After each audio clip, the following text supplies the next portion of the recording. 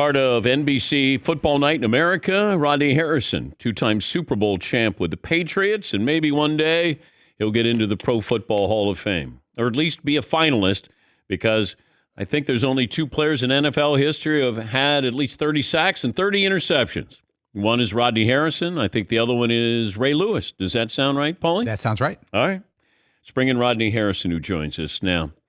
Rodney, what's your question that you have today with what you saw the last couple of days with Tua Tagovailoa? Dan, I tell you, man, I was at a football game, my son's football game last night when I was watching it on my phone. And, man, my heart dropped when I saw that kid land on the football field and he was just frozen and his hands were stuck like this. It scared the living crap out of me. And I played this game 15 years, and I've had multiple concussions where I hit somebody, the stadium was spinning, I didn't know where I was at, so that's considered a concussion. But nothing like that has ever happened to me. And I don't know how you come back on a football field after that happens to you.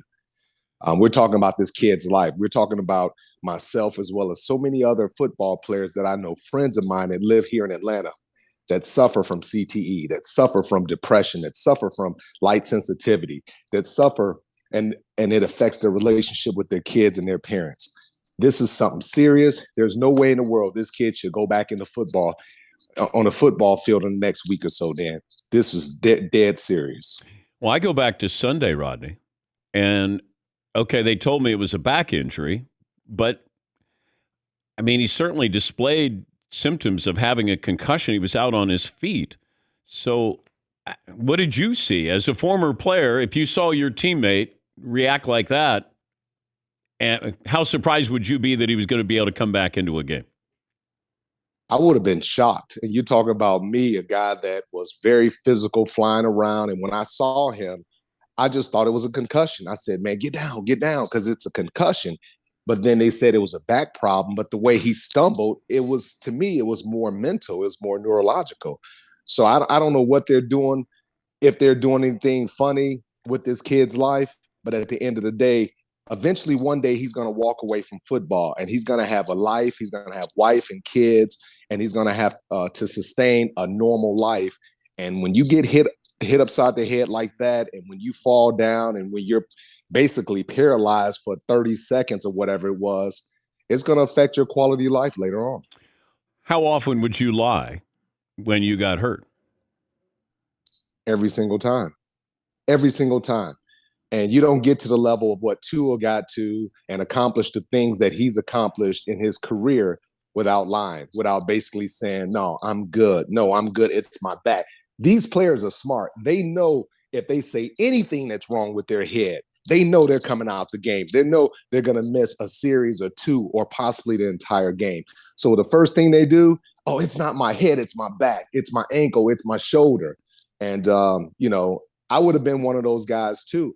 But I just know sitting here, turning 50 this year, that I'm looking at this young man and saying, man, he's got so much potential for the rest of his life. He doesn't need to be out on that football field like that. But he might have lied to the medical staff and said that it was his back. I mean, the player does play a role. Drew Brees said he lied all the time when he got hurt. You're saying that you lied all the time. And you know what they should do? They should start bringing former guys like me and those guys that lied, bring them in there and talk to the guys and talk to them about the quality of life that we have right now. Yeah, we're doing okay financially and things like that. But at the end of the day, it's more than just, money. It's being able to communicate, being able to sustain relationships and have friends and things like that. Yeah, but I'm talking to Rodney as a dad who's 50 years of age. If I talk to Rodney as a 24-year-old, you're going to do what Tua did. Exactly. That's my whole point, Dan. Okay. That's why you need guys like me, old school guys that used to lie, to come in and say, hey, guys, you shouldn't be lying about this. This is your life. This is your brain. This is, that's what I'm saying. Okay. Man. Yeah. But what was the protocol? Did you ever lie to Belichick and just say, I'm good? I'm staying in the game? Yeah, all the time. And I stayed in the game. And if I didn't have anything major like an ACL or a pulled hamstring or a groin or something like that, there's no way you're taking me out of the football game, because we're just wired a certain way. We're wired to be able to go out there, hit. We know we're going to be in a little pain. They talk to you all the time about toughness and your ability to, stay in the game. And that's what football players do, man. If it's a head injury, we're staying in the game. If it's something lower extremity that we can't control, we're coming out the game.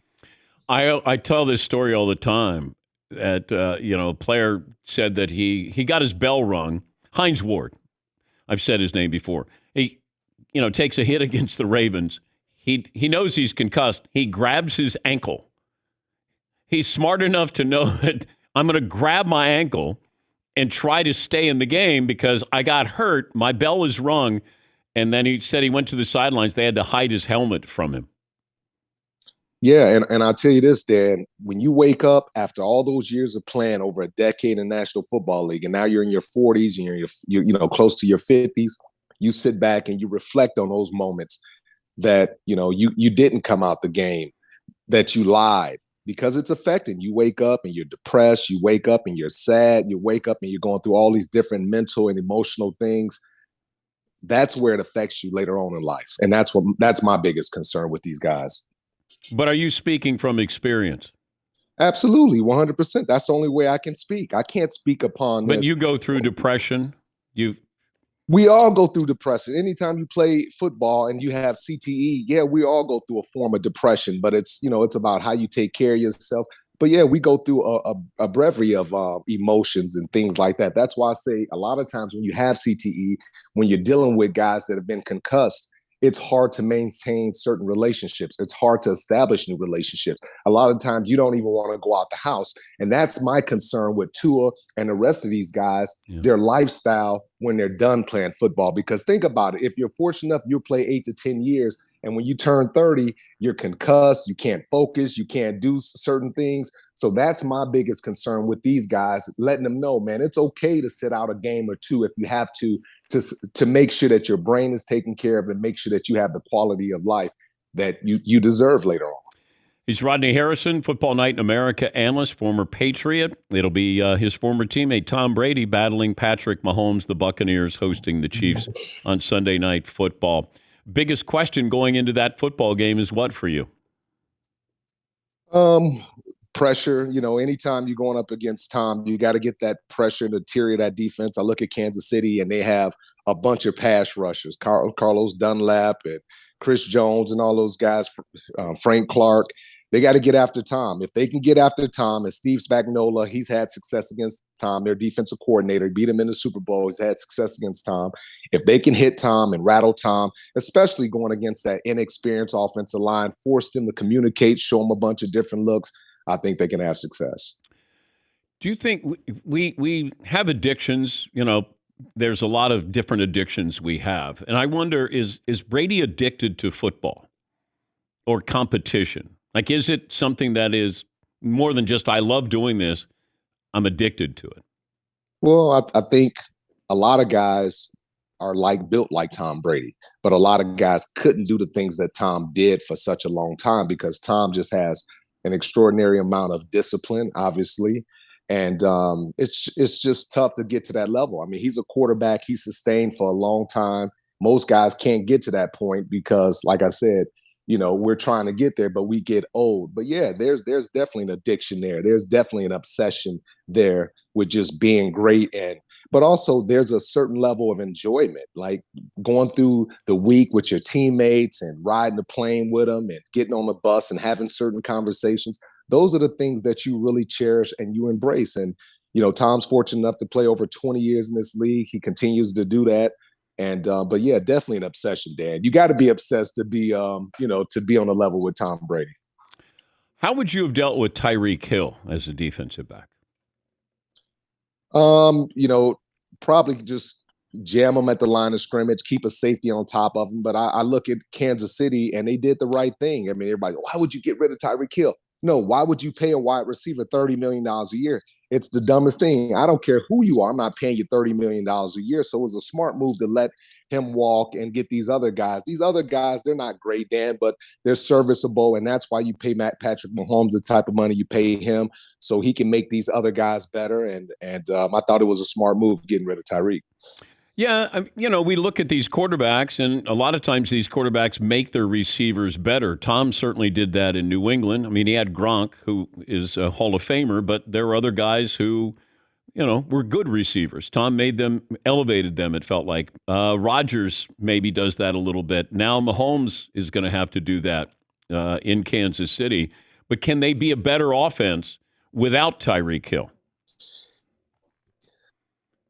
I don't think they could be a better offense or a more dangerous offense or a more explosive offense. I think they're going to be a different offense. I think it's going to require patience. It's going to require continued communication and meetings and things like that. I mean, you look at Tyreek Hill, when he gets on the football field as a defense and as a defensive coordinator, he scares you.